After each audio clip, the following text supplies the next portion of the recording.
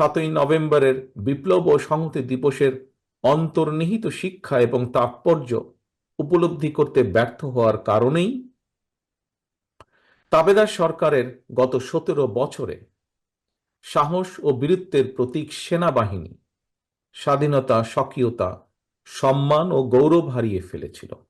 এমনকি সারা দেশ দেখেছে বিডিআর পিলখানায় সুপরিকল্পিত সেনা হত্যাযজ্ঞের বিচার পর্যন্ত দাবি করার সাহস তাদের ছিল না।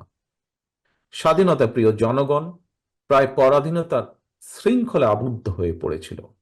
অকার্যকর করে দেওয়া হয়েছিল দেশের সকল সাংবিধানিক প্রতিষ্ঠান। দেশকে আমদানি নির্ভর, পরনির্ভর, ঋণ নির্ভর একটি ভঙ্গুর রাষ্ট্রে পরিণত করে মাফিয়া সরকারের প্রধান দেশ ছেড়ে পালিয়েছে। তবে পলাতক স্বৈরাচারের 15 বছরের দুঃশাসনের কুফল এখনো জনগণকে বয়ে বেড়াতে হচ্ছে। এমন বিভীষিকাময় পরিস্থিতিতে ছাত্র জনতার রক্তক্ষয়ী গণ অভ্যুত্থানে হাজারো শহীদের রক্ত স্নাত বাংলাদেশে 2024 সালের 5ই আগস্ট পলাতক স্বৈরাচারের পরাজয়ের মধ্য দিয়ে আরো একবার প্রমাণিত হয়েছে দেশ এবং জনগণের স্বাধীনতা রক্ষা করতে হলে বাংলাদেশের আবহমান কালের ধর্মীয়, সামাজিক, সাংস্কৃতিক মূল্যবোধে বিশ্বাসী জাতীয়তাবাদী শক্তির বৃহত্তর ঐক্যের কোনোই বিকল্প নেই। অতীত থেকে বর্তমানে শিক্ষা নিয়ে বর্তমান এবং আগামী প্রজন্মের জন্য একটি নিরাপদ এবং সমৃদ্ধ ভবিষ্যৎ নির্মাণের জন্য কার্যকরী পদক্ষেপ গ্রহণ ও বাস্তবায়ন এই মুহূর্তে বাংলাদেশের জনগণের প্রত্যাশা। প্রিয় ভাই বোনেরা, দেশের বর্তমান পরিস্থিতিতে অন্তর্বর্তীকালীন সরকারকে ব্যর্থ করে দিতে পলাতক স্বৈরাচারের দোসরদের ষড়যন্ত্র কিন্তু থেমে নেই। মাফিয়া সরকার বিনা ভোটে ক্ষমতা আঁকড়ে থাকার সময় বিশ্বে বাংলাদেশকে জঙ্গি রাষ্ট্র হিসেবে পরিচিত করার অপকৌশলে লিপ্ত ছিল। ক্ষমতা হারিয়ে 5ই আগস্টের পরাজিত অপশক্তি এখন কিন্তু আবার বিশ্বে বাংলাদেশকে সাম্প্রদায়িক রাষ্ট্র হিসাবে পরিচিত করানোর অপচেষ্টায় লিপ্ত হয়েছে।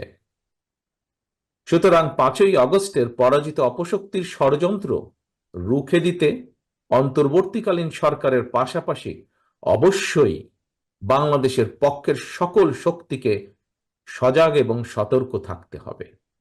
আমাদের সংবিধানের একটি বিধি উল্লেখ করতে চাই। আমাদের বর্তমান বা সংবিধান যেটাই আছে, জনগণের প্রত্যক্ষ ভোটে নির্বাচিত হতে হবে, এটি আছে আমাদের সংবিধানে। সংবিধানে লেখা থাকার পরেও মাফিয়া সরকার সংবিধান মানেনি। গত 15 বছর জনগণের ভোট ছাড়াই তথাকথিত জনপ্রতিনিধিদেরকে নির্বাচিত ঘোষণা করা হয়েছে। সংবিধানে সুস্পষ্টভাবে লেখা থাকার পরও জনগণকে কেন ভোট প্রয়োগের অধিকার থেকে বঞ্চিত করা হলো? দেশের সর্বোচ্চ আদালতকে প্রকাশ্যে ফ্যাসিবাদের পক্ষ অবলম্বন করতে দেখা গিয়েছে। এজন্যই আমাদের উপলব্ধি করা প্রয়োজন, রাষ্ট্রীয় প্রতিষ্ঠানগুলোকে স্বৈরাচার কিংবা ফ্যাসিবাদের সহযোগী ভূমিকায় দেখতে না চাইলে জনগণের রাজনৈতিক এবং অর্থনৈতিক ক্ষমতায়ন প্রয়োজন।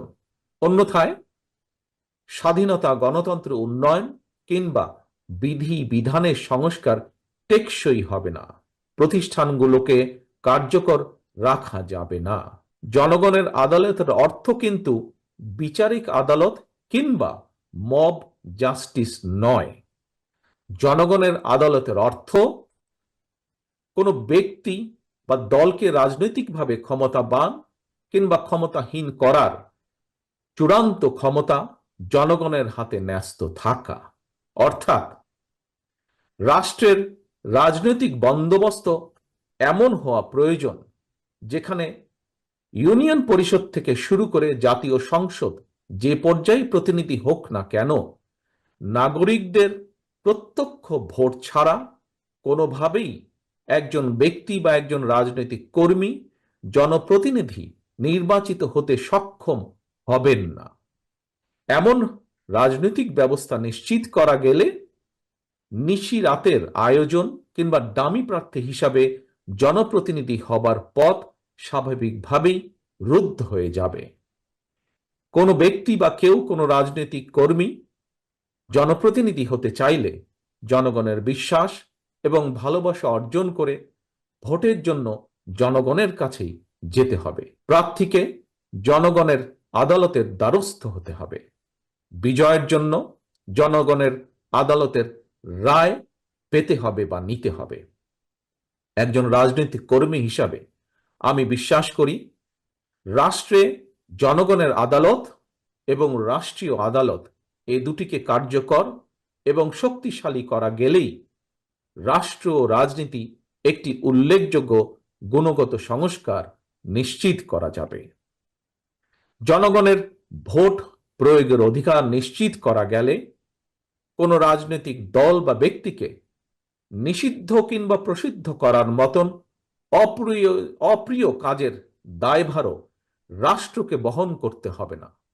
জনগণ নিজেরাই বরং নিজেদের ভোটের অধিকার প্রয়োগের মাধ্যমে খুনি, লুটেরা, টাকা পাচারকারী, দুর্নীতিবাজ কিংবা রাজনৈতিক পরিচয়ের আড়ালে থাকা মাফিয়া চক্রকে প্রত্যাখ্যান করবে।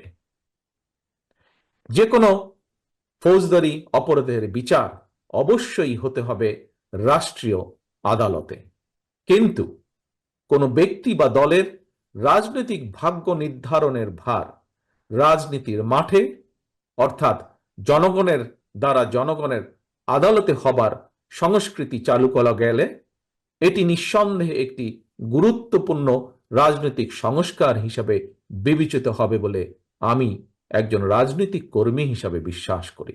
জনপ্রত্যাশার বিচারে 1971 সাল, 1975 সালের 7ই নভেম্বর, 1990 কিংবা 2024 সালের 5ই আগস্ট প্রতিটি ঘটনা একই সূত্রে গাঁথা। প্রতিটি আন্দোলনেরই চূড়ান্ত লক্ষ্য ছিল একটি বৈষম্যহীন গণতান্ত্রিক মানবিক বাংলাদেশ বিনির্মাণ।